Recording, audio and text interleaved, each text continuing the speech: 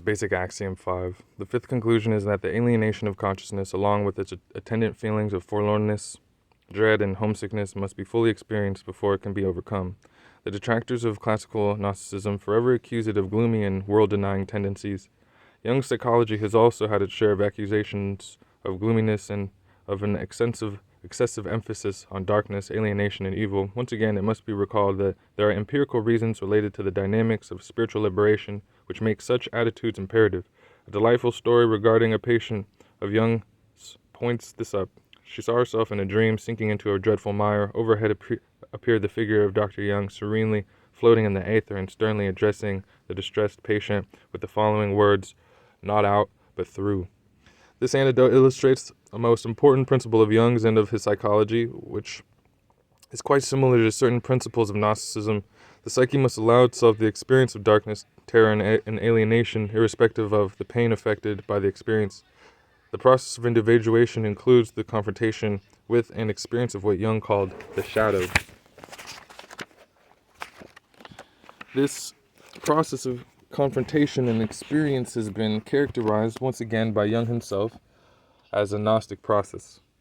Another useful analogy to the modern psychological Gnostic process is the fourfold structure of the classical Greek drama agon or contest, pathos or defeat, threnos or lamentation, and theophania or a divinely accomplished redemption.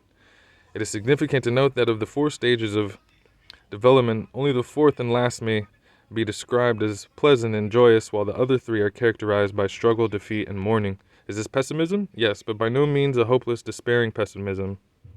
The pessimistic view of the present existential condition of the soul or psyche is more than compensated by the hope of the potential ultimate denouement of wholeness and redemption. Similarly, in the classic ancient form of Gnosticism, the so-called cosmic pessimism, recognition of the existential evils of life in the cosmos, was set off against the glorious eschatological vision of the liberation of the soul from the bonds of darkness, oppression, and ignorance, and its reunion with the pleroma, the transcendental fullness of being.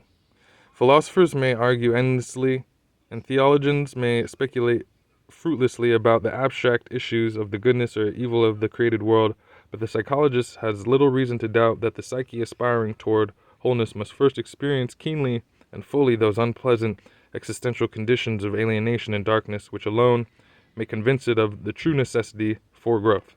The sick person unaware of his or her illness is less likely to seek for means of healing than someone who experiences the symptoms of the disease.